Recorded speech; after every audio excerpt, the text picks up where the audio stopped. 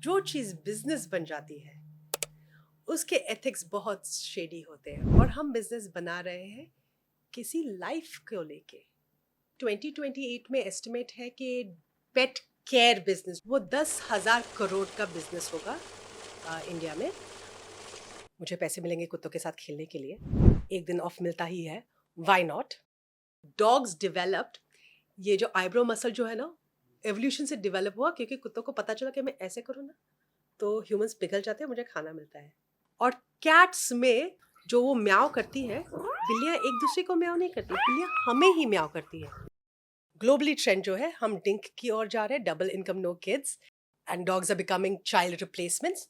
तो ये अब मुझे लगता है शायद ब्रीडिंग भी इसलिए ज़्यादा होती है बिकॉज मार्केट में डिमांड आ गई है, लोग पेट करना चाहते हैं।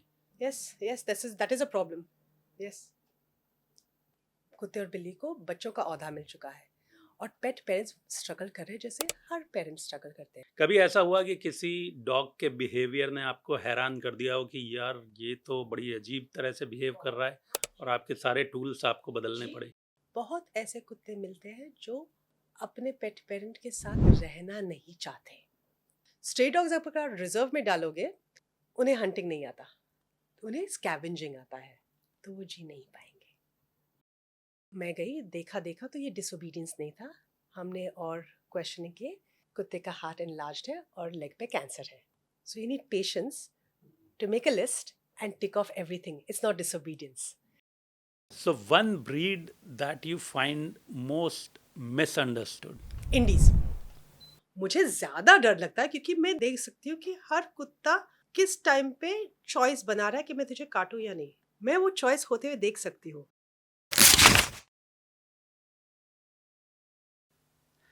Welcome to yet another episode of Switch Talk. और आज के एपिसोड में जिस प्रोफेशन की हम बात करेंगे वो है dog trainer and a dog behaviourist. So ये एक बड़ा नया प्रोफेशन है कंपैरेटिवली। पिछले 10-15 साल से इसमें काफ़ी ग्रोथ हुई है।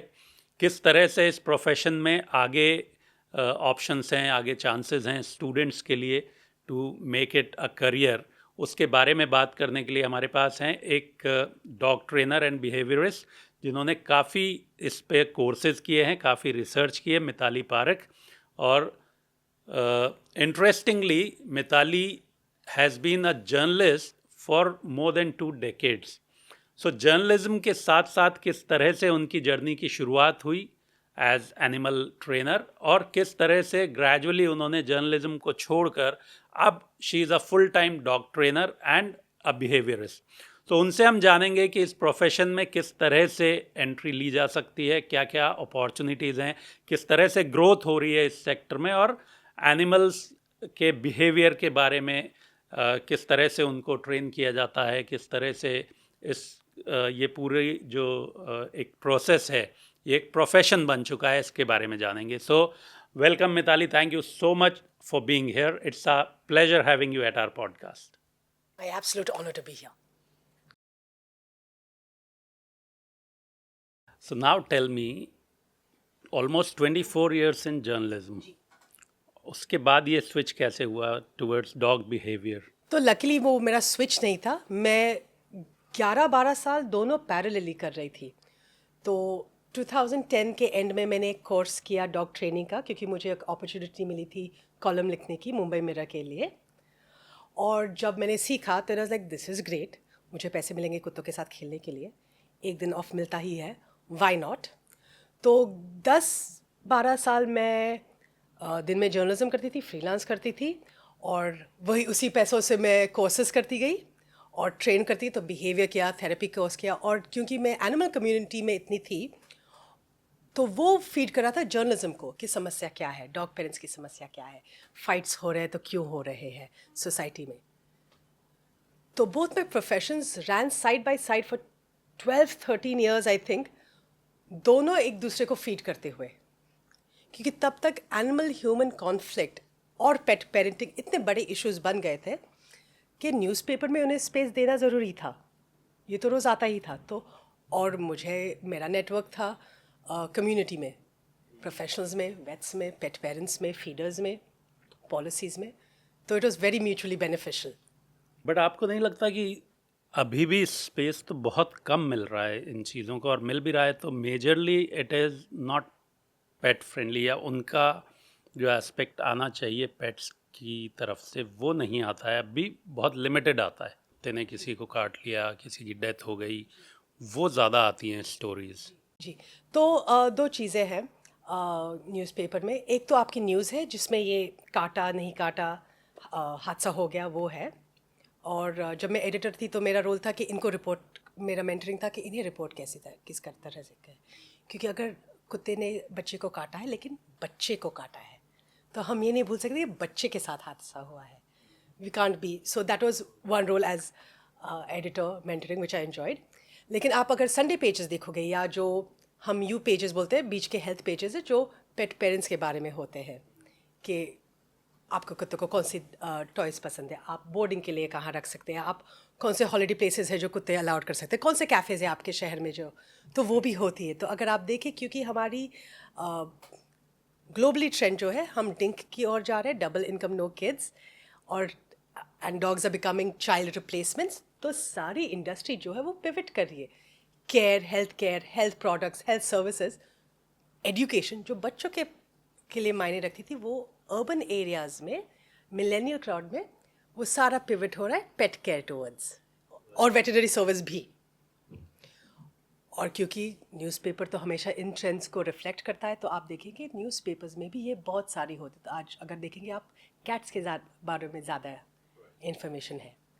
So it's there and it really reflects what's happening in society. Okay, so tell us a bit about your journalistic journey.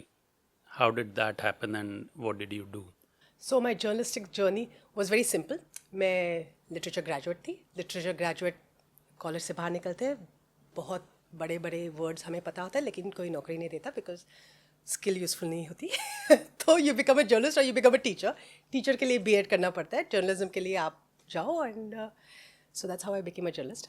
I love it, I So you love it. didn't study mass comm or no, anything? I did a masters in literature, वो भी after I started working मैंने masters किया literature में।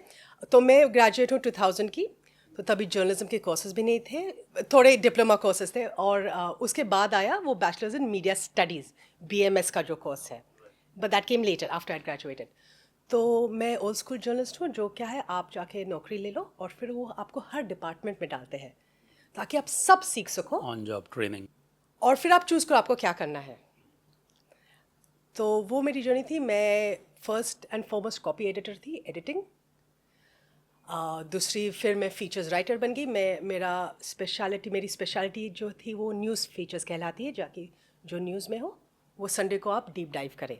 तो अगर ये हादसा हुआ है, कुत्ते ने बच्चे को काटा, संडे को आपको स्टोरी मिलेगी कि इस साल में इतने बच्चों को काट लिया गया है और ये सॉल्यूशंस है, ये सॉल्यूशंस फेल हुए हैं, इन कंट्रीज़ ने ये सॉल्यूशंस, तो वो न्यूज़ फीचर्स हो गया।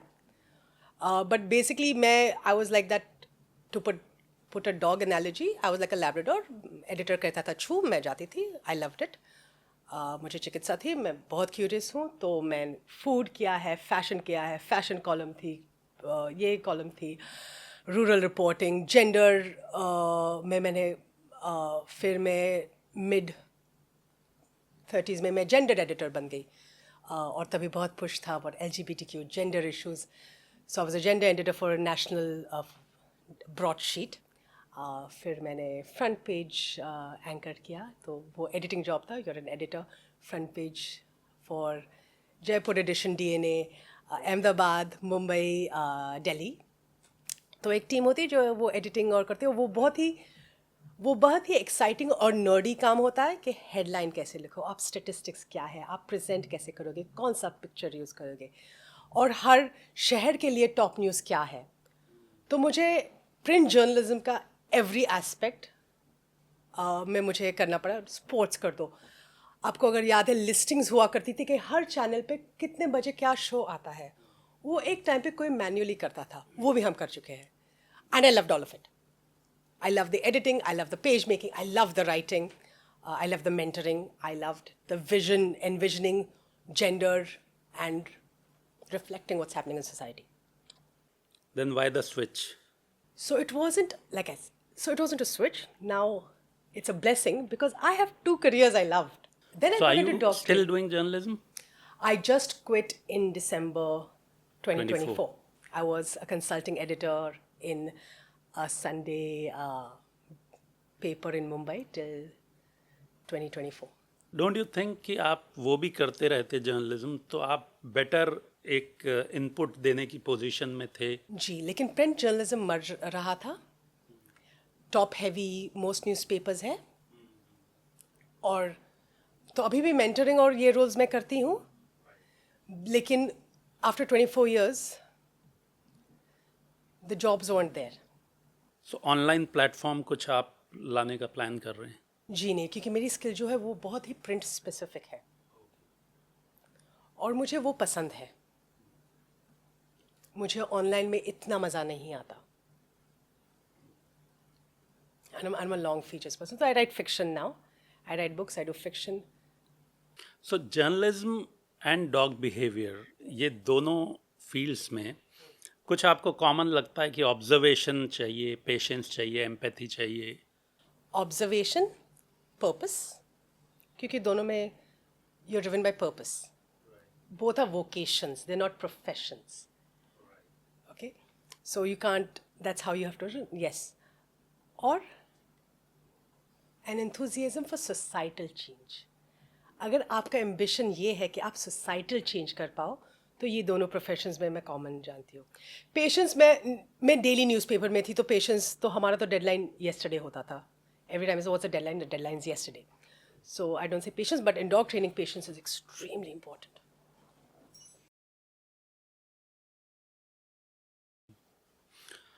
So now let's come to your journey post journalism.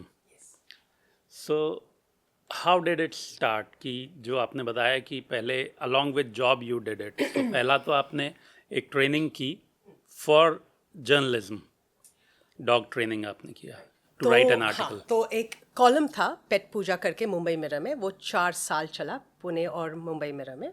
It was a by weekly fortnightly column. Again it was like that. My editor heard कि इसे कुत्ते बिल्ली पसंद है तो तू जाएगी कॉलम लिखेगी. तो मैंने सोचा इतना तो मुंबई मिरर का it was the largest selling tabloid. It's just come back in Bombay. So times of India massive readership. तो अगर ये रिस्पॉन्सिबिलिटी मिल रही तो मैं इसे ठीक से कैसे करूँ. और एक ब्लैंक स्लेट था, मैं कुछ भी लिख सकती हूँ, इसका कोई प्रीडिसेसर है नहीं. तो तभी मैं शिरीन ढाबर के इंटरव्यूज़ करती थी. तो मैंने जाना कि वो डॉग ट्रेनिंग कोर्सेस करती है क्योंकि मैं उनको जानती थी, मैंने उनको इंटरव्यू किया था वगैरह. वो डॉग ट्रेनिंग कोर्सेस करती when was this? 2010 Okay. कि नवंबर 2010. तो मैंने अपना लीव ट्रैवल अलाउंस सेव किया, मैंने छुट्टी मांग की और वो पैसे लेके मैंने डॉग ट्रेनिंग कोर्स किया, which is like your alphabet. जैसे हमारा alpha E is dog training. फिर मैं संडेज़ को, सैटरडे संडे नहीं होता जर्नलिज्म में संडे होता है या मंडे होता है. तो मैं वो करती गई. लेकिन जो उसका साइंस था, behavioural science, which tapped into my second love in college, which was psychology. I had to choose between literature and psychology as majors. जब मैं कॉलेज में थी मैं लिट की ओर चली गई क्योंकि मेरे कॉलेज में था, मुझे कॉलेज चेंज करना पड़ता साइकोलॉजी में. तो जब मैंने डॉग ट्रेनिंग की मुझे बिहेवियरल साइकोलॉजी मिली और वो भी कुत्तों के साथ. ओके, तो I was kicked. My brain loved it. दूसरा एक जो गैप था, जो टीचिंग मेथड्स हैं उनके, वो एक्सट्रीमली कंड्यूसिव है स्टूडेंट्स को खुद से सीखने के लिए. जैसे हमारे, क्योंकि बहुत से स्टूडेंट्स हैं जो स्कूल्स में ज़्यादा आगे नहीं जा पाते क्योंकि हमारा जो टीचिंग मेथड है वो आपको सिखाता नहीं है. आप कभी कभी कॉलेज में आके, जैसे मेरे साथ हो, मैं कॉलेज में आके हो गया कि अरे यार this is easy for me, this is what my brain is meant for. Difficult concepts of philosophy, literature, my brain understands this, it doesn't understand other things. Dog training के साथ ये भी वही हुआ कि यार ये मुझे बहुत ईजिली समझ आता है, ये इंट्यूटिव है. तो ऑब्वियसली और मुझे और पढ़ना था. फिर मैंने therapy dogs, behaviour course, behaviour problems के लिए, अग्रेशन. अभी मैंने एक ट्रॉमा कोर्स किया है क्योंकि जब आपके दिमाग को पता चलता है कि मैं ये इंट्यूटिव लर्निंग हो सकती है, ये फिट हो जाता है पजल मेरे दिमाग में, आप एक्साइट होते हो, तो मैं करती गई। तब तक तो 2018-19 तक तो दिख रहा था कि प्रिंट जर्नलिज्म कहीं जा नहीं रहा है, फेयर जर्नलिज्म भी नहीं हो रहा था, तो बिल्कुल मज़ा नहीं आ रहा था। तो फिर पॉइंट ही क्या है, तो बाय देन मैं ज़्यादा से ज़्यादा बिहेवियर काम करती गई, और 2000 जो सबके लिए टेरेबल ईयर था, लेकिन दिसंबर 2020 में मुझे अपॉर्चुनिटी मिली उसी स्कूल में वापस जॉब करने की। And you know, like with every job, it fit into my lifestyle. That school is in Mumbai? That school is in Mumbai, but we hold courses all over India, Okay. So offline? offline and online. कुछ courses practicals चाहिए आपको, trainer course, क्योंकि आपको कुत्तों को train करना है। Behaviour और बाकी कोर्सेज ऑनलाइन होते हैं, वेबिनार्स होते हैं। तो it's the Shirin Dhabar school of dog training and behaviour. So you are teaching there now? I teach partly. I am more on the thinking end of things, of Okay, the community creative building, part of things. So you talked about psychology. So human psychology और dog psychology में कुछ similarities भी होंगी, और dog जो भी पेट owners हैं उनके कुछ मिसकंसेप्शंस भी आपको इसमें इस जर्नी में समझ में आए टुवर्ड्स देयर बहुत पेट्स? वो मेजर वही है कि हमारा काम ये है कि बताना कि नहीं, ये थोड़ा मिसकंसेप्शन है जो आप समझ रहे हैं, जैसे कुत्ते को गिल्ट लगता है। ओके, तो डिफरेंस ये है कि dog psychology, the dog brain is not that evolve to have that complex thoughts. Okay, okay, just तो वो नहीं ब्रेन लगता। फिजियोलॉजी, कॉर्टेक्स, दो चीज़ें होती है। सर्वाइवल, कुत्ता कोई एनिमल सर्वाइवल से बिहेवियर शुरू होता है। Human psychology far more complex है, क्योंकि हमें आता है status, social status, ego, survival, socio economic background, culture, etcetera etcetera. तो it's far more complex. Dog psychology is far simpler, far more primitive, but आपको दोनों समझने, क्योंकि मैं कुत्तों के साथ काम नहीं कर सकती जब तक मैं पेरेंट का विश्वास ना जीतूँ। So I have to understand parent psychology. तो आपने ये ट्रैक्स को और उनको जो वॉक्स पे ले जाना होता है, इसको एक मोडालिटी की तरह यूज़ में लिया है टू अंडरस्टैंड देयर बिहेवियर और टू ट्रेन देम। ये कैसे हुआ? Very organically. मेरा कुत्ता है, he is what we call a very badly bred dog, तो उसमें बहुत फिजियोलॉजिकल प्रॉब्लम्स थी। मैं खुद hiking, trekking, walking in nature, I love it. तो मैंने कुत्ता लिया और बोला कि भाई अभी तू तो चलेगा मेरे साथ, कोई और तो आता नहीं है, तो तुम आओगे। और जैसे मैं पढ़ाई करती गई, तो जैसे मैं ट्रॉमा कोर्स किया, एग्रेशन कोर्स किया, तो मुझे समझ आया the role of the central nervous system, the vagus nerve, which is a two way highway. जो आपका प्रिमिटिव ब्रेन है वो आपकी सारी इंद्रियों को बताता है कि भाई डेंजर है, you have to react, fight और फ्लाइट, फाइट और फ्लाइट। लेकिन ये टू वे हाईवे है, तो आपकी इंद्रियां भी आपके उस एमिगडाला को बता सकती है कि शांत रख, चिल रख, सब ठीक है। और ये सबसे सुंदरता से, सबसे अच्छी तरीके से हो सकता है नेचर में, because it works like that. आपका जो प्रिमिटिव ब्रेन है वो बर्ड सॉन्ग सुनता है, वो बर्ड सॉन्ग, जब से आप बंदर थे तब से आपको बर्ड सॉन्ग बताता है कि आजू बाजू कोई शेर नहीं है, आप रिलैक्स हो सकते हो। जब आपका ब्रेन रिलैक्स होता है, तब आप अगर उसे इंस्ट्रक्शन दें, ये तुम्हें डर लग रहा है, हम ये ट्राई करें, हम वहाँ से चले जाते हैं। That new instruction, that new code is training. Okay, so while of course, so that's one thing, tracking and nature जो वेगस नर्व पे काम करते हैं, जो आप मैनिपुलेट कर सकते हैं ट्रेनिंग के लिए, to give new instruction, to give new behaviour to reactive scared dog. दूसरा जो है कि एक इंस्टिंक्ट है, कुत्ता एनिमल है, उसके कुछ इंस्टिंक्ट्स है। हमने उसे नौकरी दी है कि आप घर के कुत्ते बनोगे, आप मुंबई शहर के कुत्ते बनोगे, आप अंधेरी के कुत्ते बनोगे। लेकिन उसकी इंस्टिंक्ट क्या है? भागना, कुछ के लिए swimming, digging, shredding, smelling, climbing, running. If I don't give जो इंस्टिंक्ट है उस प्राणी का, तो वो अपना जॉब कैसे कर पाएगा? जॉब करने के लिए मैं उसे ट्रेनिंग तो दे रही हूँ एज अ HR पर्सन, लेकिन मुझे बैलेंस भी करना है कि उसके इंस्टिंक्ट्स क्या है। तो जैसे तो शुरू तो हुआ क्योंकि मेरी ख्वाहिश थी, मुझे अच्छा लगता था। मैंने एक कुत्ते के साथ किया जो बहुत ही स्कैर्ड और रिएक्टिव थी, रॉरी। तो उसके साथ हमने बहुत लंबा प्रोग्राम किया कोविड में और देखा कि कितना प्रोग्रेस हो रहा है एक दो ट्रैक्स में जो 10 ट्रेनिंग सेशंस में नहीं हो पाता था। वो 2 सेशंस, और वो हाउंड थी, वाइमराना थी, वो हर चीज़ से डरती थी, साइकिल, बच्चे, गाड़ी, यानी शहर की हर चीज़, जोर जोर से बंद होने वाला दरवाज़ा। और 2 ट्रैक के बाद जो हम ट्रेनिंग दे पाते थे, क्योंकि उसकी मम्मी भी ट्रेनर है, मेरी बहुत अच्छी दोस्त प्रत्या, तो वो जो हमने देखा, फिर मैंने वो कमर्शियली शुरू किया। और फिर मुझे इनपुट आते गए कि भाई ये चेंज हुआ, जब हमने ट्रेनिंग की ये चेंज हुआ। फिर मैं पढ़ती गई, जैसे ट्रॉमा किया, अग्रेशन किया, और रिवर्स इंजीनियरिंग होने लगी कि अच्छा ये इसलिए काम करता है। अच्छा, जो बायोम्स है मड में, वो सेरोटोनिन स्पार्क करते हैं ब्रेन में। सेरोटोनिन अपना हैप्पीनेस हार्मोन है, जब आप हैप्पी होते हो तो आप सीख सकते हो। So then we were able to link back the science of brain neurology and how it works. And this is one of the joys why I'm in love with dog training. The science of it. You can't dispute science.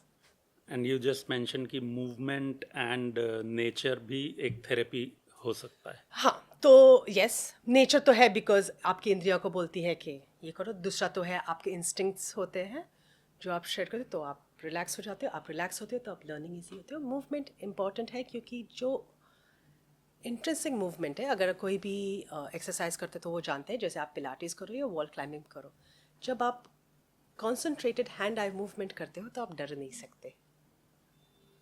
वो you stress हो जाता है, जिसे हम good stress कहते हैं। Good stress आपको बुरे स्ट्रेस से दूर लेके जाता है, बिकॉज आप कॉन्सेंट्रेट करते हैं। Hand eye coordination. तो जो कुत्ता बहुत डरता है पटाखों से, हॉर्न से, गाड़ियों से, जब वो क्लाइंब कर रहा होता है, वो डरता नहीं है, वो फोकस हो जाता है, फिर वो बाहर आता है, फिर वो भागता है। आवाज़ें नहीं है, अभी यहाँ शोर शराबा नहीं है। मैं स्मेल कर सकता हूँ, कुत्ते का sense of smell, right, 10,000 15,000 times more than human smell, जो हमें पता, हम क्वान्टिफाई भी नहीं कर सकते। That's what's working. Of course, swimming, joint movement, the grounding nature of water, it changes you on a cellular level. Okay, so there's lots of research, trauma care में बहुत research हो चुकी है इन बातों में। तो जैसे हम मूवमेंट थेरेपी कहते हैं, वो इट्स मच डीपर। हम न्यूरोलॉजिकल लेवल पे काम करते हैं, और नेचर न्यूरोलॉजिकल लेवल पे काम करता है बिहेवियरल चेंज के लिए। सो आपका एक जो कैट डॉग इंटीग्रेशन है उसने काफ़ी अटेंशन ग्रैब किया. If you can tell us more about that. This has happened just because I have a dog who loves cats, and I have a cat. I had a cat जिसको वो बिल्कुल पसंद नहीं था, तो मुझे और एक बिल्ली लानी पड़ी कि भाई तेरे लिए ये बिल्ली है। एंड देन जो मैं समझ सकी what they need as species to get along to, because वो दोनों बहुत ही अलग स्पीसीज। तो मैं feline behaviorist भी हूँ, मैंने feline behavior भी सीखा है, क्योंकि cat is a prey and predator. तो उसे आप ये समझो कि कुत्ता इस लेवल पे, ग्राउंड लेवल पे स्कैवेंजिंग करता है, स्निफिंग करता है, सोता है, रहता है, खाता है।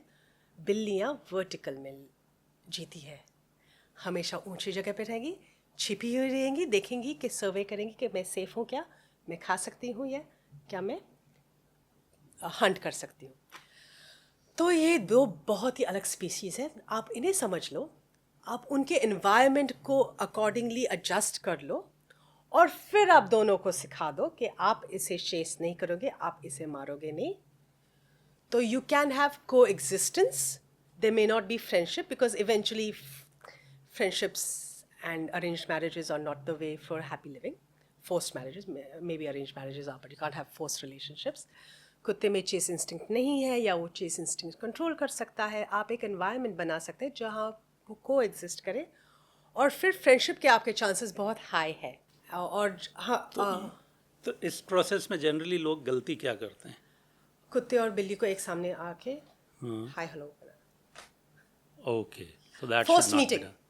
नेचुरली अगर छोड़ दें उनको तो हो जाएगा ऐसा? जी नहीं, नेचुरली नहीं छोड़ते हैं। हम क्या करते हैं, बिल्लियों को उनकी जो ज़रूरत है वो देते हैं, which is high and hidden spaces, walls और केव्स या ड्रॉर्स, या आप कैबिनेट्स खोल दो, और कुत्ते को सिखाते हैं आप इसे चेस नहीं करोगे।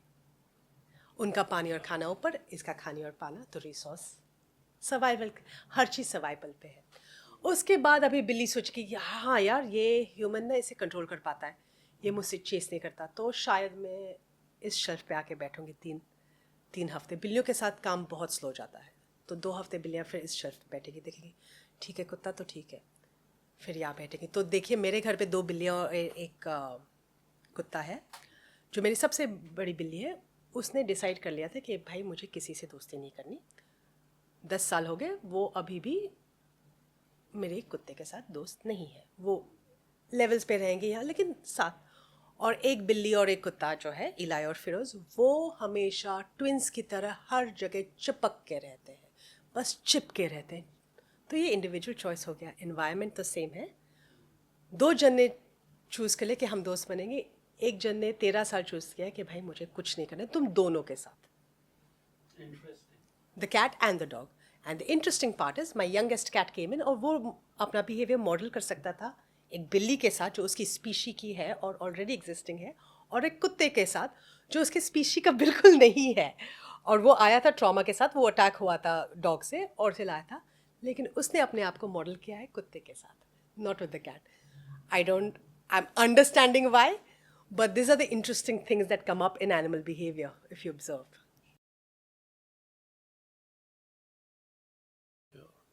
तो अब हम नेक्स्ट सेगमेंट पे चलते हैं, which is regarding skills and struggles and stories. So as a dog trainer, what is that skill which is more important? ये जो टेक्निकल एस्पेक्ट्स, इनका जो साइंस समझना, या फिर patience and empathy? Patience number 1, क्योंकि आप इम्पेशेंट होकर गलती कर सकते हैं, जैसे आप खींच लो कुत्ते को या मार दो, जो पुराने मेथड्स थे जो काम नहीं करते थे। Patience to keep looking for different solutions, ये नहीं काम कर रहा है क्यों, ये नहीं काम कर रहा है क्यों, ये नहीं काम कर रहा है क्यों। मैं आपको एक एग्जांपल देती हूँ। एक कुत्ता रिसेंटली आया था, बहुत सारे ट्रेनर्स उसके साथ गए थे क्योंकि पेट पेरेंट्स बोल रहे थे कि ये कुत्ता बैठ जाता है वॉक्स पे, यंग कुत्ता है, वॉक्स पे बैठ जाता है, लेज़ी है, क्यों नहीं, मेरी सुनता क्यों नहीं।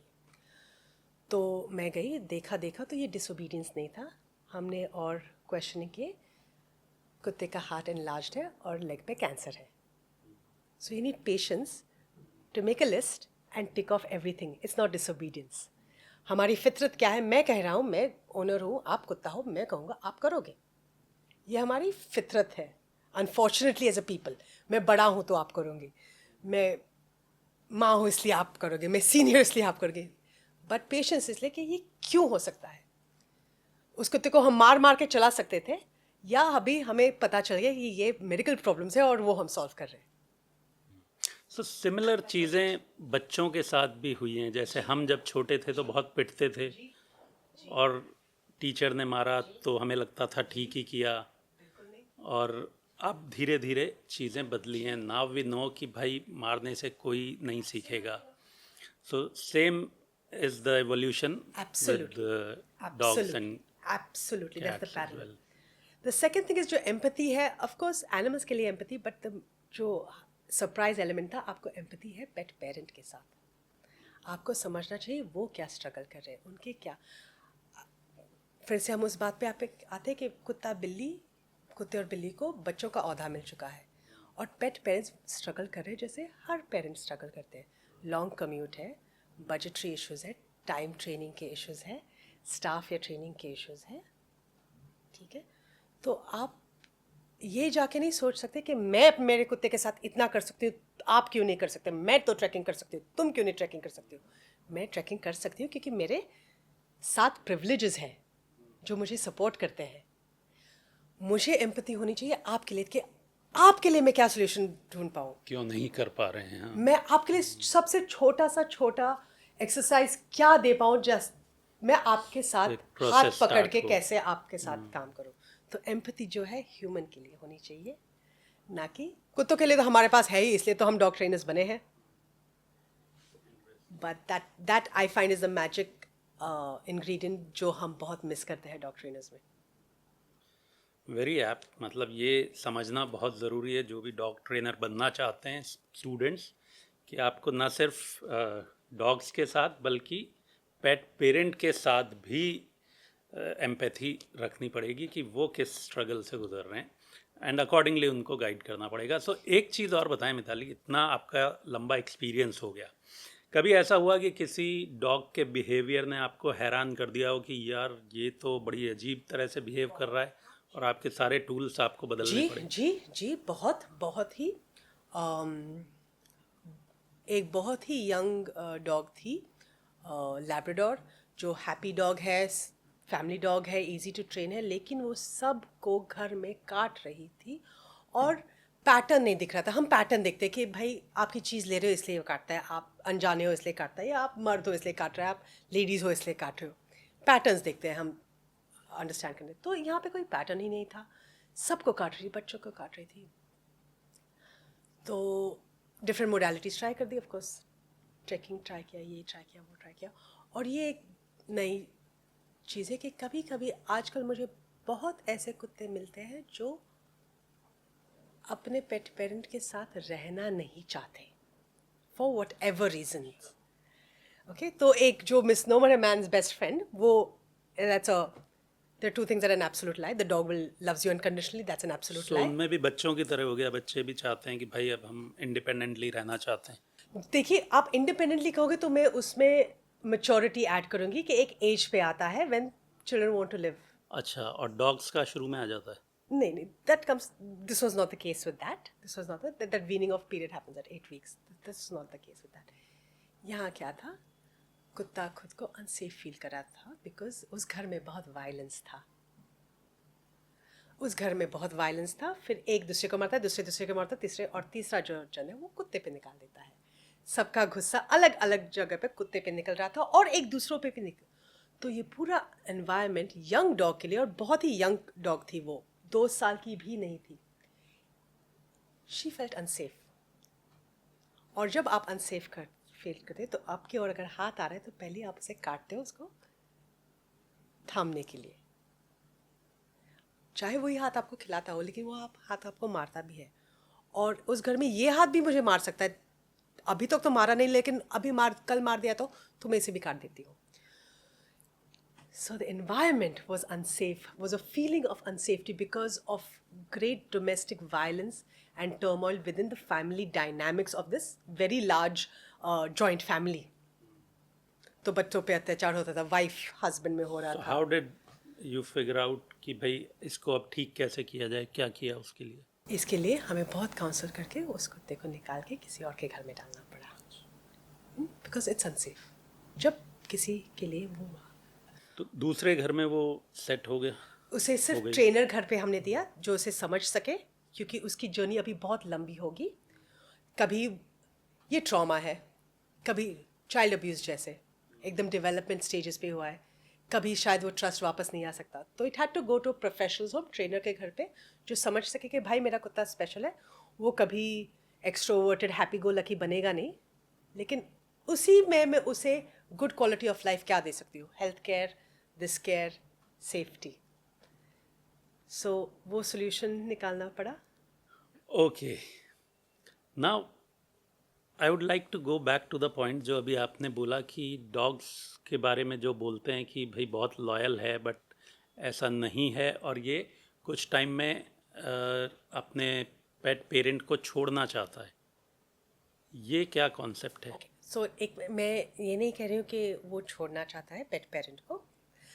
कुछ सिचुएशंस ऐसे हैं कि कुत्तों को पूछा नहीं गया कि भाई आपको ये नौकरी चाहिए कि क्या, तो वो अलग है, ठीक है, या अब्यूज़ है. तो not every dog must be the pet. लेकिन मैं, जो आप कह रहे हैं, 2 मिसनोमर्स है. Unconditional love, it's not unconditional, it's conditional. आप कुत्ते को शेल्टर, सेफ्टी, फूड दे रहे हो. ये हमारा पुराना पैक्ट है. 20,000 साल पहले हमने ये पैक्ट किया था एक वुल्फ के साथ कि भाई मेरे पास आग है और बचा हुआ खाना है, तुम मेरी सुरक्षा कर दो. This is our pact and that's how we've evolved together. Dogs are the first animals humans domesticated. Cave drawings है हमारी, और and it was mostly a woman who probably domesticated. That's what research shows. Because cooking, household resources, right? All of that, right? So it was, she's their women's best friend. तो ये है. तो मैं unconditional, it is a unique love, It is an unparalleled love because it's the love of a child and a partner and a spiritual master. Like बहुत unique love है, लेकिन unconditional नहीं मैं ही कहूँगी. और मैं एक ऐड करना चाहूँगी, तो ठीक है ना, अनकंडीशनल नहीं है तो क्या, we can still love it. No, it doesn't have to be unconditional love, right? Why does the dog have to love us unconditionally? So that. The second one is के कुत्तों को गिल्टी लगते हैं. जी नहीं, बिकॉज कुत्तों वो एक complex emotion है, वो पार्ट ऑफ ब्रेन ही उनका इतना डेवलप नहीं है, और एक सोशल थे. तो कुत्तों को गिल्ट नहीं है. और क्यों नहीं है, कैसे नहीं है? क्योंकि वो बिहेवियर फिर से हो रहा है ना. अगर आपने चिल्लाया, वो गिल्टी दिख रहा है, तो हमें क्या होता है, वो बिहेवियर फिर से आता नहीं है. लेकिन आप हर बार चिल्लाते हो, तो guilt is not in the dog's vocabulary.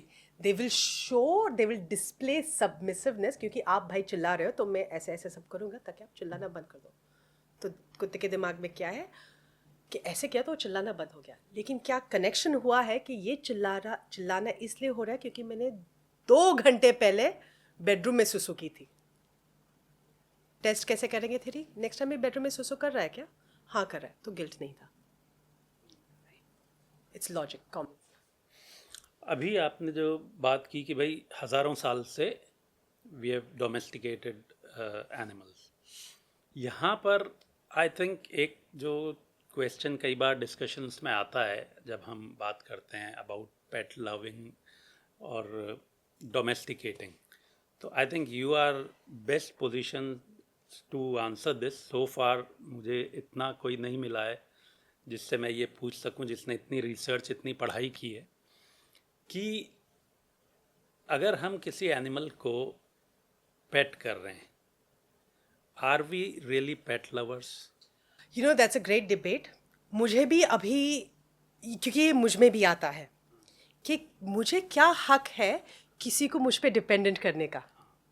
Okay, तो एवोल्यूशन के बिगनिंग में मैं सोचती हूँ कि वो एक इक्वल पार्टनरशिप भी हुआ करती थी कि भाई तुम्हारा फ्री लाइफ तो मिल रहा है, तुम खेतों में भाग रहे हो, Exactly. जब आते हो तब आ सकते हो. हाँ. तो तभी मुझे अभी भी अगर मैं कहीं खेत में काम कर रही थी तो मुझे वो इक्वल पार्टनरशिप लगती थी. अभी मेरे कुत्ते के साथ जितना भी मैं उसे प्यार करूँ, जितना भी मैं उसे ट्रैक करूँ, लेकिन उसकी राय नहीं ली गई थी कि आप मेरे साथ रहना चाहोगे क्या. और सिर्फ उसकी राय नहीं, देखिए उस ब्रीड का सालों से मैंने उनका इंडिपेंडेंस निकाल दिया है. He can't live on his own now, right? They can't go and scavenge and hunt or cross the road. मेरा कुत्ता नीचे रख दो लोखंड वाला में, पहले ही रिक्शा से उठ जाएगा. So I've incapacitated them. So that to me is a guilt of humankind, that I've incapacitated them to make them dependent on me.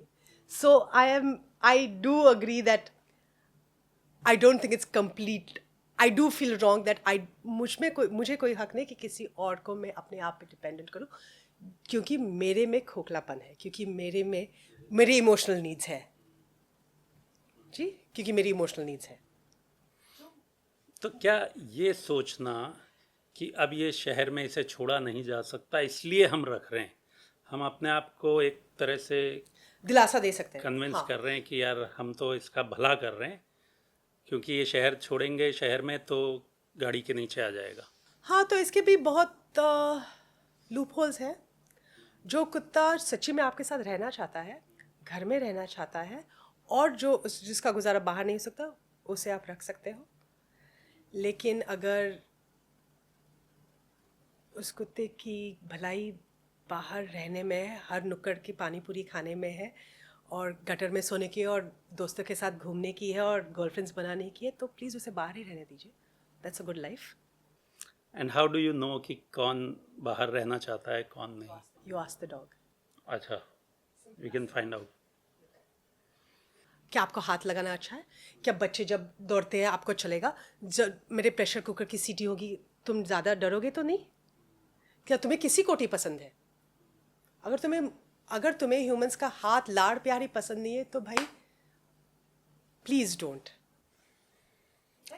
But एक अगर हाइपोथेटिकल सिचुएशन हम लें कि मान लीजिए हर शहर में बाहर ओपन एरियाज़ हों काफ़ी बड़े, जैसे ये टाइगर रिजर्व्स हैं, इसी तरह के डॉग रिजर्व्स या कैट रिजर्व्स हों और वहाँ इनको छोड़ा जाए, तो would they be happier? No, because the dog जो है वो ह्यूमन इकोसिस्टम का स्कैवेंजर है. हमारा जो अर्बन वाइल्ड लाइफ अगर आप देखी जाए कि हमारा इकोसिस्टम देखा जाए, तो स्ट्रे डॉग्स कहाँ पे आते हैं? जहाँ पे वेट गार्बेज हो, क्योंकि उनका काम है स्कैवेंजिंग. तो अगर आपको उन्हें कंट्रोल करना है तो जमशेदपुर ने बहुत अच्छे तरीके से किया है. उनका वेट गार्बेज डिस्पोजल सिस्टम इतना टाइट है कि वहाँ आपको स्ट्रे डॉग्स नहीं मिलेंगे. स्ट्रे डॉग्स आप अगर रिजर्व में डालोगे तो वो उन्हें हंटिंग नहीं आता, उन्हें स्कैवेंजिंग आता है, तो वो जी नहीं पाएंगे. कैट्स की तो बिल्कुल है. कैट्स का एवोल्यूशन हमारे साथ, डोमेस्टिकेशन बहुत डिफरेंट जर्नी है कैट्स की. और घर में रखना हमने 1950s से शुरू किया है, घर में रखना, क्योंकि लिटर ट्रेज आ गए तो वो अंडर पॉटी कर पाए. Otherwise we have free roaming cat जो बाहर रहते हैं अंदर आते हैं, बाहर रहते हैं अंदर आते हैं. तो डोमेस्टिकेशन, इसलिए आप कैट्स को बहुत कम, और पर्पस नहीं, आप कैट्स को सिखा नहीं सकते कि गायों को अंदर ला दे या कोई स्ट्रेंजर आया तो भोग दे. That doesn't happen. So cats also, wild cats are wild cats, but जो हमारी domesticated cats हैं, these are all urban wildlife और urban animals. जैसे pigeons, lizards, rats हैं, ये हमारे ecosystem का है, क्योंकि ये हमारे wet waste इनका खाना रहता है. Cats क्यों आई? हम grains store कर रहे थे, वहाँ पे rats आ गए, तो cats आने लगी rats खाने. Yeah, so that's their evolution journey. So reserves don't work. सो इनका जो डोमेस्टिकेशन हुआ कैट्स का, तो ये अब मुझे लगता है शायद ब्रीडिंग भी इसलिए ज़्यादा होती है बिकॉज मार्केट में डिमांड आ गई है, लोग पेट करना चाहते हैं. Yes, yes, that is a problem. Yes. This is, तो इसलिए मैं कहती हूँ कि मैं अभी भी I love dogs and I love cats, लेकिन ये है ना कि जिस चीज़ में आपको दिलचस्पी हो जाती है, वो ट्रेंड हो जाता है, वो कैपिटलाइज हो जाती है, और फिर जो चीज़ बिजनेस बन जाती है उसके एथिक्स बहुत शेडी होते हैं. और हम बिजनेस बना रहे हैं किसी लाइफ को लेके. अभी हमारे पास इतने बैडली ब्रेड डॉग्स क्यों है? क्योंकि एक टाइम पे लैब्राडोर्स और रिट्रीवर्स सबको चाहिए थे, इसलिए सब ने ब्रीड कर दिए, क्योंकि 50-50 हज़ार रुपए में ये कुत्ता बिक जाए. और उन कुत्तों को अभी कैंसर्स है, हिप डिस्प्लेजियाज है, मिसिंग ऑर्गन्स है, because they were badly bread. So anything becomes a business, it goes out of your hands. And what drives business? Us, our interest and our capitalism. So अब आपके जो therapy dog हैं आपके, Eli, that's how we pronounce it? That's how I pronounce it, Eli. Okay. So उनके साथ जब आप रहते हैं तो आपका वर्क शेड्यूल कैसे बैलेंस होता है? हाँ, वो बहुत डिफ़िकल्ट है, क्योंकि इलाई थेरेपी डॉग है, लेकिन मैं उसकी हैंडलर हूँ. तो अगर उन्हें काम करना है तो मुझे काम करना है. We're a team. तो अभी भी आज शाम को इसके बाद वो काम करेंगे. अभी मैं सुबह स्कूल मीटिंग गई थी, वो मैं उन्हें वहाँ रख के आई ताकि मैं ये कर सकूँ. तो हर दिन में मुझे देखना पड़ता है कि इलाई मेरे साथ कहाँ कहाँ जा रहा है, और फिर मैं कहाँ अकेली जा रही हूँ, तो फिर वो कहाँ रहेगा. तो वो घर पे रह सकता है अकेली, but that's we juggle two schedules. कोई ऐसा फनी या मेमोरेबल कोई इंसिडेंट हुआ हो इलाई के साथ? देखो, जैसे मेरे गाड़ी में स्टेपनी रहता है तो वैसे कुत्ता रहता ही है हमेशा, ही इज़ जस्ट देयर. तो मुझे लगता है कि हर रोज़ ही जब मैं कहीं भी और जाने वाली हूँ, जैसे मैंने आपसे पूछा था, मैं पूछ रही थी कि भाई मेरा कुत्ता आएगा तो चलेगा. तो मैं घर देखने गई हूँ तो कुत्ता आया है, मेरे एस्टेट एजेंट के पास पेपर साइन करने गई हूँ तो कुत्ता आया है, बाल काटने गई हूँ तो कुत्ता आया है. बहुत ऐसी कम जगह हैं जहाँ पे मेरा कुत्ता मेरे साथ नहीं आया है. And many doors open if you have a polite dog. So I'm very happy. I'm very lucky that he's a polite dog. I very much lucked out with him. Now let's come to the next segment, which is regarding advice for students. अगर कोई student dog trainer बनना चाहें तो what should be the first step?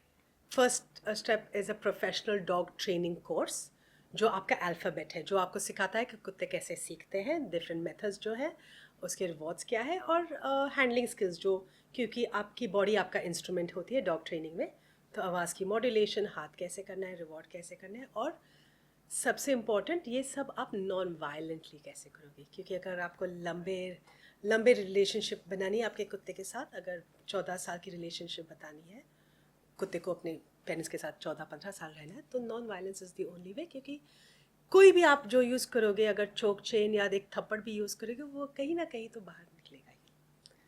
सो पहला है a professional dog training certification, तो वो समझ लो आपकी स्कूल हो गई। फिर बिहेवियर को आप समझे जैसे ऑक्यूपेशनल थेरेपी है या कॉलेज है, उससे आप बिहेवियरल प्रॉब्लम्स सॉल्व कर पाओगे, जैसे मेरा कुत्ता खाता क्यों नहीं है, गाड़ी में क्यों भौंकता है, ऐसी सारी, अकेला क्यों नहीं रह सकता, तो ये बिहेवियरल प्रॉब्लम्स आ गई जो बहुत इम्पॉर्टेंट होती है। और फिर आप चूज़ कर सकते हैं, अगर आप साइकोलॉजी ग्रेजुएट है तो आप थेरेपी डॉग्स के कोर्सेज कर सकते हो, आपके थेरेपी डॉग्स हो सकते हैं। लेकिन ट्रेनिंग के बाद, डॉग ट्रेनिंग के बाद आपके पास बहुत एवेन्यूज़ खुल जाते हैं। आप केनलिंग बोर्डिंग का बिजनेस बना सकते हो, आप एक्टिविटी सेंटर खोल सकते हो जैसे एजिलिटी कोर्स और स्विमिंग वगैरह हो, आप पेट सिटिंग कर सकते हो, घर में कुत्ते रखना, जो बहुत ही फ्लूइड और अच्छा प्रोफेशन है, क्योंकि आपके टाइमिंग से वो हो जाता है जब आपको। लेकिन छुट्टियों में आपके पास बहुत काम होगा, तो आप दिवाली भूल ही जाए, क्योंकि दिवाली में सब ट्रैवल करेंगे, कुत्ते आपके पास आएंगे।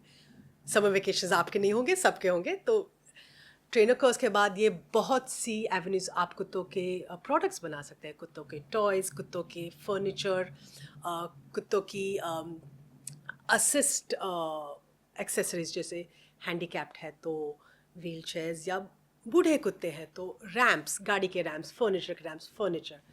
तो डॉग ट्रेनिंग जो आपको नज़रिया देता है कि कुत्ते कैसे सोचते हैं, कुत्तों की दुनिया, कुत्ते दुनिया कैसी देखते हैं, फिर वो आप अप्लाई कर सकते हैं इन सारी चीज़ों में, not just as a dog trainer, as a kennel boarder, as a product maker, as a pet shop owner, क्योंकि आप पेट शॉप में, आप पेट शॉप खोल रहे हैं तो लोग आगे, तो आप उनको एडवाइस दे सकते हैं कि ये कॉलर क्यों नहीं, ये कॉलर क्यों, इस कुत्ते के लिए ये बोल क्यों नहीं, ये बोल क्यों, ये बेड क्यों नहीं, ये बोल क्यों। तो वो आपको हर इंडस्ट्री में एज देगा। अगर आप ऐप भी बना रहे हो किसी तरह का, आप बिजनेस शुरू करना चाहते हो कि डॉग वॉकिंग सर्विस है, आप डॉग ट्रेनिंग की बिजनेस आपको, क्योंकि अभी बहुत सारे लाइफस्टाइल ब्रांड्स हैं, जैसे हफ्ट है, हेड्स अप फॉर टेल्स, उनकी जो फाउंडर है राशि, उनके पास डॉग ट्रेनिंग और शायद बिहेवियर का भी कोर्स है, किया हुआ है उन्होंने। तो it always gives you an edge in any dog related business, dog training. फिर आप आगे जाके थेरेपी करना चाहो, बिहेवियर करना चाहो, behaviour also gives an edge. उसके आगे स्पेशलाइजेशन, आप अग्रेशन करना चाहो, आप ट्रॉमा केयर करना चाहो, तो वो आपके ऊपर है। लेकिन dog training behaviour is good. Bread and butter वाला काम हो जाएगा। जो पेरेंट्स का एक मेजर कंसर्न रहता है कि dog, as a dog trainer आप कितना कमा लेंगे कि आप एक ठीक ठाक लाइफ जी पाएंगे। दो दो बिल्ली और एक कुत्ता फ्रेश फूड खाते हैं रोज़ मेरे से ज़्यादा, तो घर तो चल जाता है। बट हाँ, आप अगर ये सोच लो और फिर आप फाइन ट्यून कर लो कि अगर मेरे पास कैपिटल है या मेरे पास ज़मीन है, तो मैं कैनलिंग बोर्डिंग कर सकता हूँ, पेट फ्रेंडली रिजॉर्ट कर सकता हूँ, या टॉयज़ बना सकती हूँ, या मैं प्रेफर करती हूँ डॉक्टर के जैसे कंसल्टेंट बनना। तो फिर मैं जैसे मैं कंसल्टेंट हूँ, तो मैं कंसल्ट करती हूँ वेट हॉस्पिटल्स में, लो स्ट्रेस करने के लिए मैं स्टूडेंट्स को सिखाती हूँ। मैं खुद का प्रैक्टिस है तो मेरे आर्स फ्लेक्सिबल हो जाते हैं। तो एक ये चीज़ करने के बाद आप दिमाग लगा के जो जिस दिशा में जाना चाहो आप जा सकते हो। सो जैसे मेंटल हेल्थ को लेकर अवेयरनेस बढ़ी है पिछले कुछ सालों में इंडिया में, उसी तरह से डॉग बिहेवियर को लेकर भी क्या अवेयरनेस बढ़ी है? क्या ये भी एक अच्छा करियर हो सकता है? जी, क्योंकि अभी देखिए 2028 में एस्टिमेट है कि पेट केयर बिजनेस, जो ट्रेनिंग और बिहेवियर पेट केयर में आ जाता है, वो 10,000 करोड़ का बिजनेस होगा इंडिया में। अभी लास्ट ईयर हमारे पास अबाउट 31 मिलियन पेट पेरेंट्स थे इंडिया में। उसमें से 30 मिलियन जो थे वो कुत्ते के थे, 1 मिलियन जो है बिल्लियों के पेट पेरेंट्स है। ओवरलैप भी हो सकता है। तो पोटेंशियल इस मार्केट का इतना है। और आप बिहेवियरिस्ट हो तो जैसे आप पीडियाट्रिशियन की तरह हो, आप पेट पेरेंट्स के कॉल पे रहते हो कि मेरे बच्चे ने उल्टी कर दी, मैं क्या करूँ, मेरे को बच्चे ने खांसी कर दी, मैं क्या करूँ, कौन सी स्कूल अच्छी है, कौन से मेथड्स अच्छे हैं। और आप कंसल्ट कर सकते हो ब्रांड्स को कि आपको अगर कुत्तों का टॉयज़ बनाना है, जैसे for the love of dog एक टॉय कंपनी है, वो बिहेवियरिस्ट है, क्योंकि वो जानती है कि कुत्ते क्या कलर्स देख सकते हैं, वो नाक कैसे यूज़ कर सकते हैं, उन्हें क्या पसंद है। आप पेट फूड इंडस्ट्री में जा सकते हो क्योंकि eating is linked with behaviour. तो काम चल जाएगा।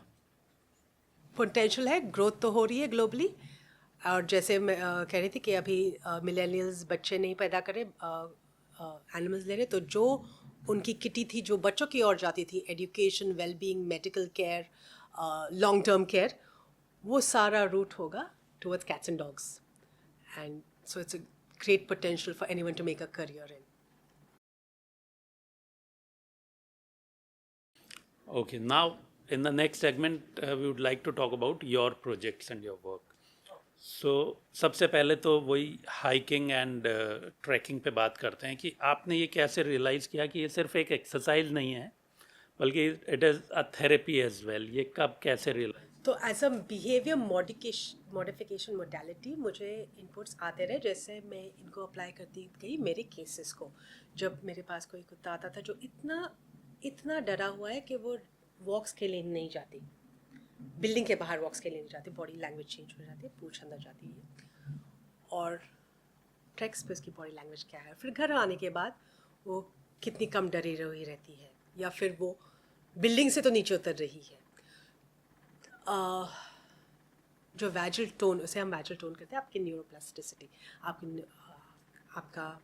आपका दिमाग गियर्स चेंज कर पाता है कि नहीं, या रिवर्स में ही अटका हुआ है। ये जैसे जैसे मैं केसेस को अप्लाई करती गई, ये hiking and trekking has been applied to dogs who have suffered sexual abuse on the hands of people. तो जो किसी को ट्रस्ट नहीं कर पाती थी उनको हो चुकी है, वो इनका एप्लीकेशन हो गया है उन कुत्तों में जिनमें टर्मिनल डिजीज़ है और या जो खाते नहीं हैं। हम उनकी क्वालिटी ऑफ लाइफ चेंज कर पाए हैं। फियर और रिएक्टिविटी में जब फ्रस्ट्रेशन, जब अग्रेशन का रूट कॉज फियर और फ्रस्ट्रेशन होता है, उनकी एप्लीकेशन देख के हम देख पा रहे हैं कि ये क्यों चेंज हो रहा है, क्योंकि फ्रस्ट्रेशन कहाँ से आ रहा है, आपके इंस्टिंक्ट्स नहीं मैनिफेस्ट हो रहे, आपके इंस्टिंक्ट्स मैनिफेस्ट हुए, आपका फ्रस्ट्रेशन कम। या फिर मैंने आपको बोला बेटा ये नहीं करते, ये करते हैं, आप भौंकते नहीं, बाइट नहीं करते, मुड़ जाते हैं, तो वो कुत्ता करने रहता है। या सिंपल ये है कि इस कुत्ते को जॉब दिया गया है कि आप मुंबई सिटी में रहोगे जहाँ पे शोर शराबा और विसर्जन होता है और आपको पसंद नहीं है, तो फिर उस कुत्ते को बोल दे लेकिन उसके पहले ना मैं आपको एक ट्रैक पे लेके जाऊँगी, फिर तुम्हें पटाखे का इतना डर नहीं लगेगा। हाँ, मुझे इतना डर नहीं लगेगा। तो जैसे I apply it to cases that come to me, I looked at the science of it, I did more reading, I understood why it was working. I could see it was working. I am more and more every day learning scientifically why it's learning, and I teach it to other behaviorists. मैं दूसरों behaviorists को सिखाती हूँ ताकि हर behaviorist के साथ ये भी एक tool हो। जैसे हमारे पास games है, ये है कि ये भी एक tool हो कि यार इन pet parents को सिखा दे कि आपके कुत्तों को ना तैरना बहुत अच्छा लगता है, आप इसे महीने में एक बार लेके जाओ, आपकी लाइफ देखिए कितनी सॉर्ट आउट हो जाती है। तो आपका ये तरीका जर्नलिज्म में भी रहा और अभी भी है कि आप बहुत डीप रिसर्च करते हैं। सो कभी आपको ऐसा लगा, कोई केस स्टडी ऐसी है जिसकी वजह से आपको लगा हो कि this is why I go deep into the research, कि मुझे ये सॉल्यूशंस उससे ही मिल पाते? Well, interestingly, it's not because of a case study. I go into deep research because I'm a neurodivergent, and this is very important. I'm neurodivergent. I have what is known as, what's the term for it? Obsessive focus. We deep dive. Okay? So there's shifting focus, but sometimes there's concentrated focus. I deep need to understand it. And neurodivergence will not fit into a corporate job because, it's not a typical brain. It's an ADHD brain. But it fits very well into these fields of journalism, of dog training, because there is value in research and application. So my brain came home when it found journalism and it found dog training. It's not that dog training made me obsessive a researcher. It just my brain came home. So cat और dog में आपको कौन सा ज़्यादा interesting लगता है training? Interesting मुझे cats लगती है क्योंकि उनकी डोमेस्टिकेशन जर्नी अभी चालू है। वो सीख रही है कि यार ह्यूमंस ना बहुत इम्पोर्टेंट है, हम बगैर काम किए हमें खाना और ये बैठ सकता है, तो हम इन्हें ट्रेन कैसे करते हैं, वो अभी सीख रही है। और इंटरेस्टिंग पार्ट क्या है, जो हमारी स्ट्रे कैट्स आती है घर पे, हम उन्हें न्यूटर कर रहे हैं, ठीक है, तो वो इन्फॉर्मेशन जो वो सीख रहे हैं वो नेक्स्ट जनरेशन को जाती नहीं है. There's no intergenerational learning which has happened in pedigree dogs. But still cats are learning. You see? More and more foxes have started domesticating themselves as well, because climate change is happening. I can't hunt, but if I endear myself to a human, I get survival, safety, and food. Safety, food, survival, remember that. So cats are in the middle of their journey, so it's amusing to see how they're learning all these things that in a few years will give them more homes. To give you an example, dogs developed, ये जो eyebrow muscle जो है ना, evolution से develop हुआ क्योंकि कुत्तों को पता चला कि मैं ऐसे करूँ ना तो ह्यूमंस पिघल जाते हैं, मुझे खाना मिलता है. तो ये एवोल्यूशनरी ट्रेट है जो डेवलप हुआ. और कैट्स में ये कुछ जनरेशन्स में ये ऐसे ट्रेट्स आएंगे, जैसे जो वो म्याओ करती है, बिल्लियाँ एक दूसरे को म्याओ नहीं करती, बिल्लियाँ हमें ही म्याओ करती हैं. That vocalisation is only for us. Yeah, they communicate with each other through pheromones and body language. ज़्यादा से ज़्यादा hissing. But the meow, meow, about 16 meows are for us to communicate with humans. See, they're evolving to communicate with us. Isn't it hilarious? 16 types of meows. जिनके बिल्लियाँ हैं वो बता देंगे कि there is a meow, which is मेरा वो दरवाज़ा बंद है या मेरा लिटर बॉक्स क्लीन नहीं है. जैसे meow, meow. और जब ये सब काम नहीं करता तो वो कुछ ना कुछ गिरा देती है, तो आप उठ के उन्हें खाना दे दो. To seek your attention. To seek your attention, to say either खाना दे दे या दरवाज़ा खोल, मुझे बाहर जाना है. तो they are developing different meows like languages to get our attention. And वो decibel level of that meow is the same decibel level as a baby crying, because evolutionarily I will respond to a baby crying because it's my young, right, as a human being. So they have adapted that decibel level, which is why it's so irritating, it's so annoying, and you can't ignore it. I find that fascinating about cats. Okay, so now let's go to the next segment, which is vision and values. So जितना आपकी बातों से मैं समझ पा रहा हूँ, आपको ये लगता है कि भाई पेट एनिमल्स जो हैं वो एक थेरेपी भी है. कुछ पेट एनिमल्स थेरेपी है. तो ये स्टूडेंट्स और सोसाइटी के लिए कितना इम्पोर्टेंट है ये जानना? ये बहुत अच्छी मोडालिटी है. उसे हम एनिमल असिस्टेड थेरेपी कहते हैं, ठीक है. तो पहले तो ये कहते हैं कि ये एक जॉब है, तो हम कुत्ते से भी वही एचआर के क्वेश्चंस पूछते हैं जो हम हर एचआर प्रोफेशनल के लिए पूछते हैं कि भाई आप में हुनर है क्या. फिर मैं आपको उसकी ट्रेनिंग दूंगी. फिर मैं देखूंगी कि आप कौन से फील्ड में काम करते हैं, या आप ऑटिज्म वाले स्पेक्ट्रम पे काम करोगे, या हैंडीकैप के साथ काम करोगे, डिप्रेस लोगों के साथ काम करोगे, सीनियर सिटीजन के साथ काम करोगे. और फिर मैं मैं स्ट्रेस रिलीफ दे सकती हूँ इससे, क्योंकि ये काम है तो वर्किंग आवर्स होने चाहिए और डिस्ट्रेसिंग होनी चाहिए. तो पहले तो ये अप्रोच है, और ये अप्रोच जो है, this is the responsibility of the handler. You and the dog are a team. This is very important. You're responsible for the dog's well-being. When the dog says, I'm done, my responsibility is to take the dog away. Okay, so that's your therapy animal. Why this is interesting and important? Two things. अगर आप mental health professional हो, psychotherapist, psychiatrist, occupational therapist, जो बच्चों के साथ काम करते हैं जो स्पेक्ट्रम पे है, कुत्ता और बिल्ली भी काम करती है. By the way, very interestingly, बिल्लियाँ have more success with children on the autism spectrum. So Eli works with children on the spectrum. My dog, cat setup is a bit different, but anxiety के लिए etcetera etcetera. तो ये एक modality हो सकती है. Reading और learning के लिए एक मोडालिटी होती है, क्योंकि कुत्ता जज नहीं करता. तो आप हिचकिचाएँ, आप 2 बार पढ़ें, आप 5 बार पढ़ें, आप मिस प्रोनाउंस करें, मेरा जॉब है कुत्ते को सिखाना. आप बैठ के ना आप सुनोगे और थोड़ा पॉ करोगे, और फिर मैं बच्चे को, मेरा जॉब है बच्चे को प्रॉम्प्ट करना. इलाई को ना वो वर्ड समझ नहीं आया, आप फिर से बता सकते हो उसका मीनिंग क्या है. इलाई को ये कहानी बहुत अच्छी लगी, आप नेक्स्ट टाइम और एक कहानी पढ़ोगे. या सोशल स्किल्स, बहुत बच्चों के प्रॉब्लम होते हैं सोशल स्किल्स के. मुझे क्रिकेट खेलना है, आपको क्रिकेट नहीं खेलना है, मैं आपके साथ खेलूँगा नहीं. लेकिन इलाई को तो क्रिकेट खेलना आता नहीं है, वो तो बैट पकड़ ही नहीं सकता, लेकिन वो फाइंड इट खेल सकता है. आप फाइंड इट खेलोगे इसके साथ, और फिर ऑक्यूपेशनल थेरेपिस्ट सेशन के एंड में क्या बताती है, जैसे आज इलाई के साथ आपने फाइंड इट खेल दिया ना, तो आप कल जब अकील के साथ खेलने जाओगे तो अगर अकील को क्रिकेट नहीं खेलना है तो हम फाइंड इट खेल लें. So this a transference of skill. So this it's a beautiful modality for depression.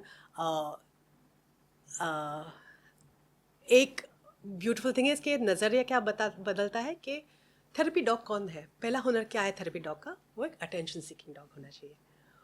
उसने जाके ह्यूमन का अटेंशन सीख करना, जो हम बैड क्वालिटी बोलते हैं, that is the first quality I look for in a dog और a cat.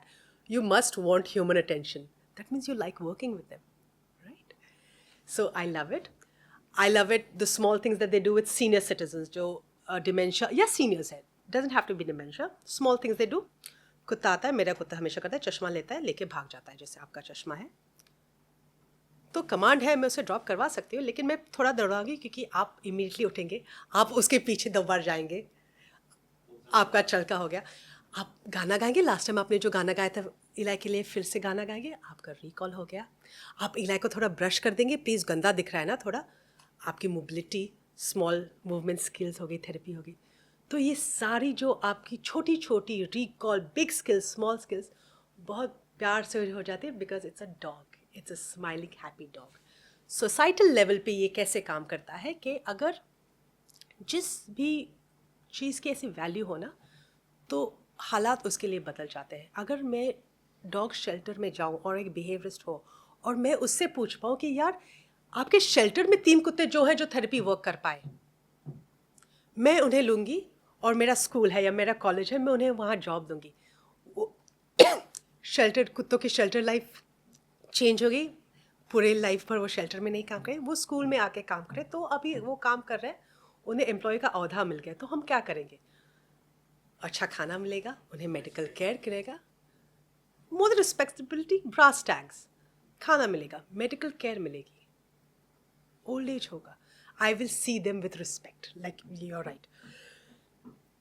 It changes societally. You see the dog as not something to be pitied in a shelter, as someone with skills, and you value and you respect it, and changes society. And this, then you see it with the dog, you see it with the human. I don't pity the human on the street, I see the skills he has. And how can we work together in a mutually beneficial manner? That is the change that excites me. Interesting. So कई बार काम करते time ये भी होता होगा कि कोई रिएक्टिव डॉग है या ट्रॉमेटाइज्ड पेट्स हैं, तो उस टाइम खुद को आप कैसे इमोशनली बैलेंस?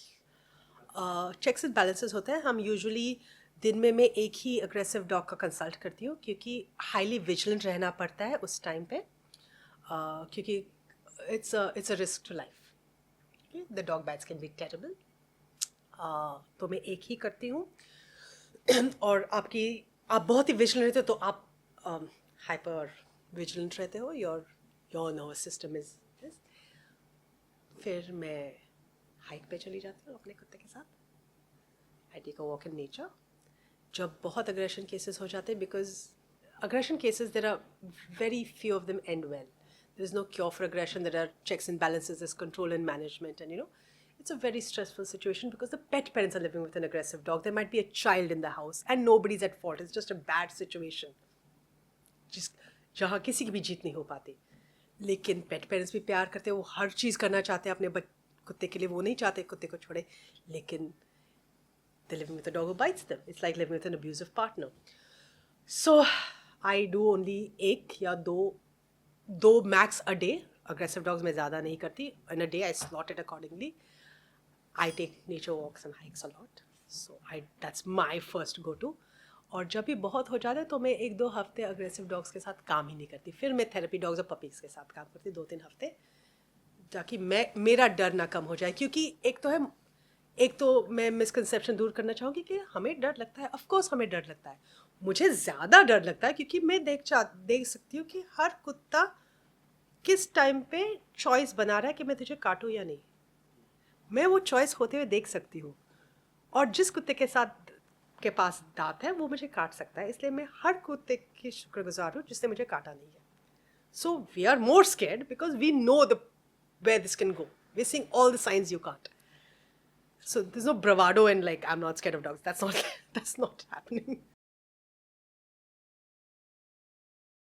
सो आजकल ऐप्स भी आ गए हैं जो पेरेंट्स को, पेट पेरेंट्स को गाइड कर देते हैं कि ऐसा बिहेवियर है तो ये करें, ये है तो ये, तो क्या ये एनिमल बिहेवियर्स को रिप्लेस कर देंगे ऐप्स या कॉम्प्लीमेंट करेंगे? कॉम्प्लीमेंट करेंगे अगर एक बिहेवियर्स इनके पीछे है जो इन्हें रियल टाइम में डायनामिकली अडाप्ट करता जाए। नहीं तो ये तो वैसे ही पेट एडवाइस देंगे जो गूगल देता है आपके हेडेक के लिए, कि सर दर्द हो रहा है, आपको कैंसर है, ब्रेन ट्यूमर है, या सर दर्द कर रहा है, आपने पानी नहीं पिया, डिहाइड्रेशन है। तो आपको एक डॉक्टर ही लगेगा जो आपको पूछेगा कि भाई तुमने पूरे दिन में पानी पिया है क्या, तो ये ब्रेन ट्यूमर नहीं है, शायद डिहाइड्रेशन ही है। सो एक सोसाइटी के तौर पर हमें अपना जो कंपैशन या जिम्मेदारी है उसे किस लेवल तक बढ़ाने की अभी ज़रूरत है? हमारे पास कंपैशन और रिस्पॉन्सिबिलिटी भर भर के है, हमें बढ़ानी चाहिए हमारे कॉमन सेंस को, क्योंकि कंपैशन थोड़ा मिसगाइडेड हो सकता है without common sense.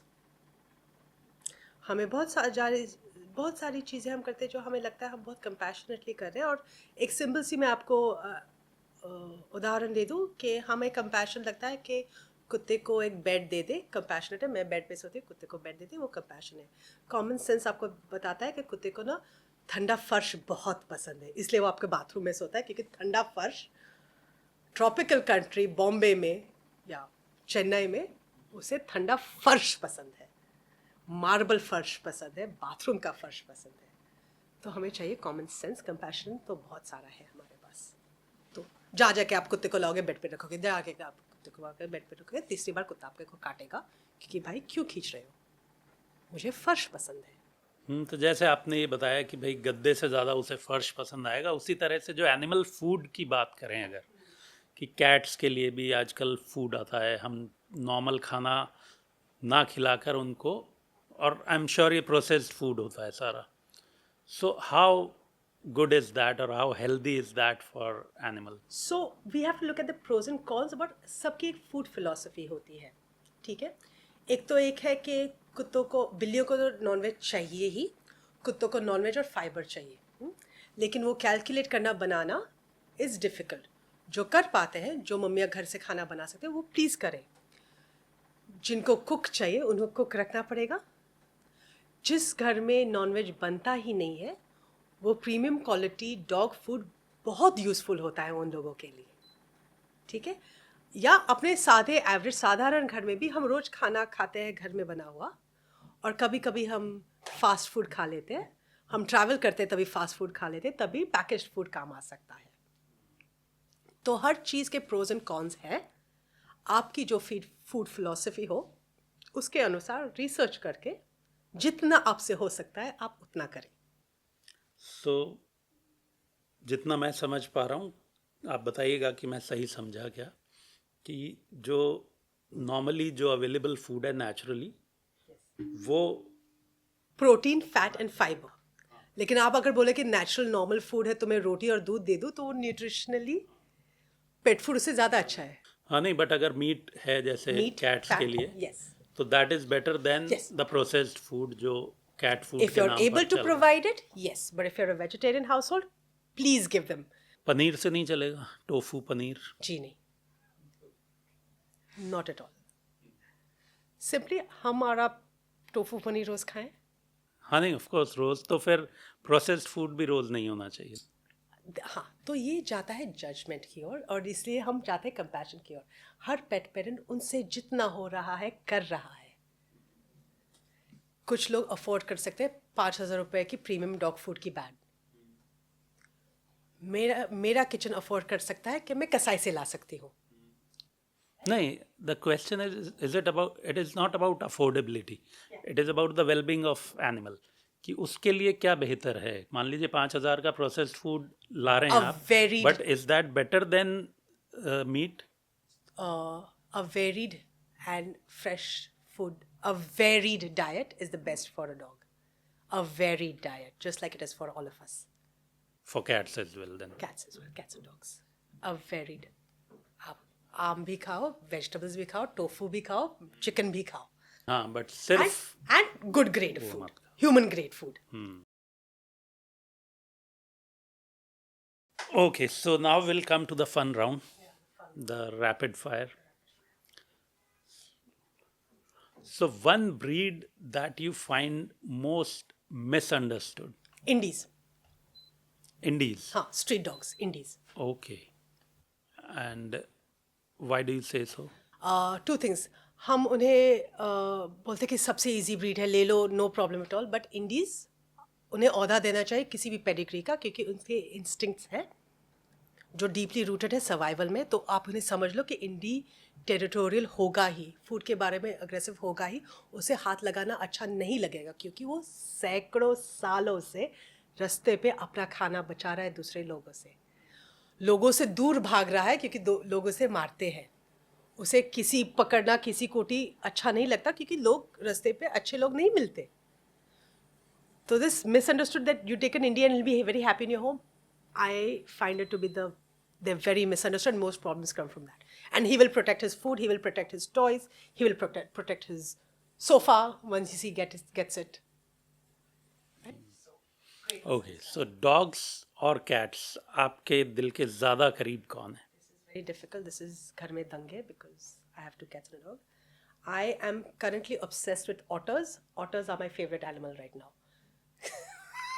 Otters. I vote for otters. Otters and foxes. Okay, so you don't want to go for that. No. I love my dog. I love my dog, but really my cat is my favorite. My youngest cat is my So you favorite. answered that. I did. I know. I'm so glad they don't understand anything. So glad they don't watch podcasts. Okay. So most rewarding case you worked on?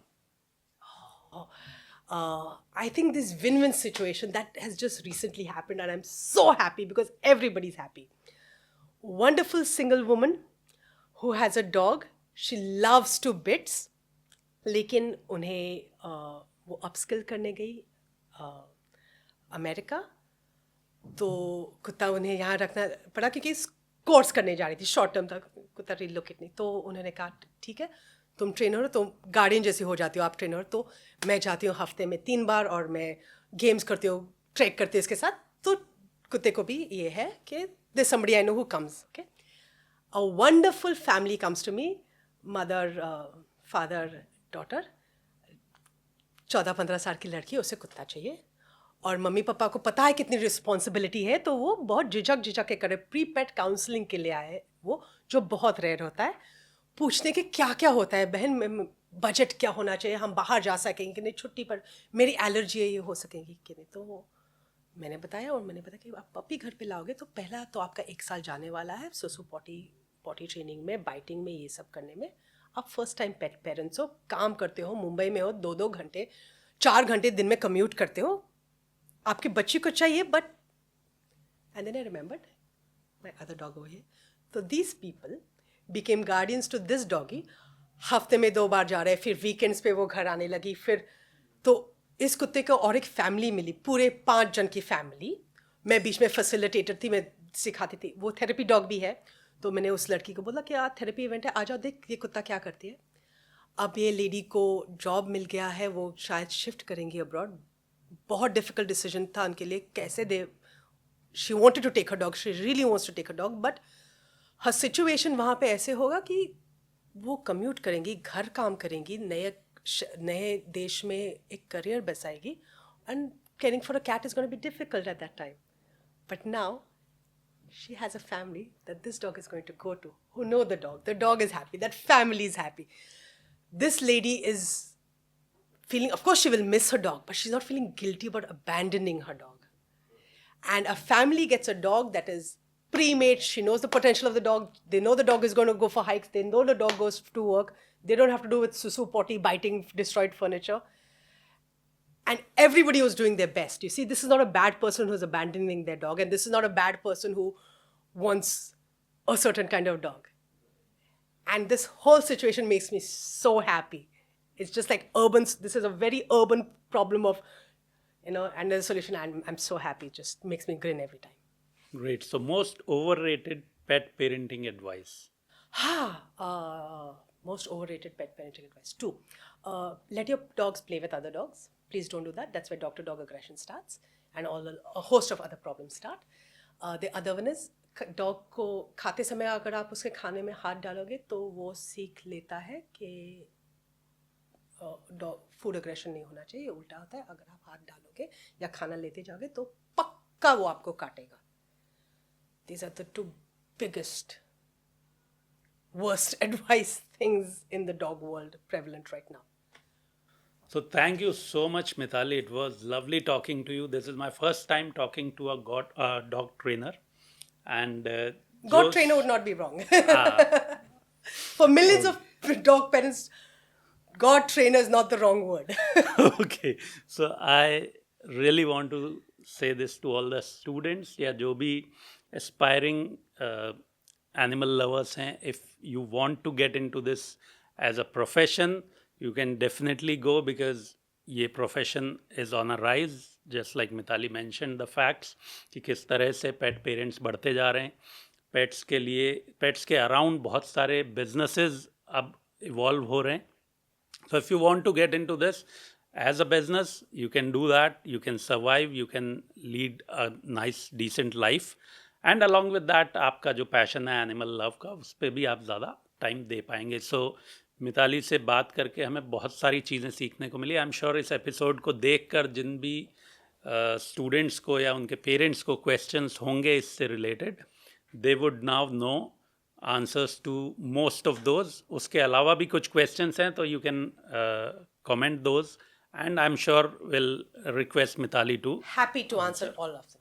Happy to answer. So once again, thank you so much. It was absolute pleasure talking to you. Thank you for giving so much time to listen to cats and dogs. मैं हूं अकील खान, आप देख रहे हैं switch talk. मिलते हैं अगले episode में एक नए मेहमान के साथ, एक नए पर्सपेक्टिव के साथ. तब तक के लिए खुद का ख्याल रखें और अपने सपनों को सीरियस लेना ना भूलें.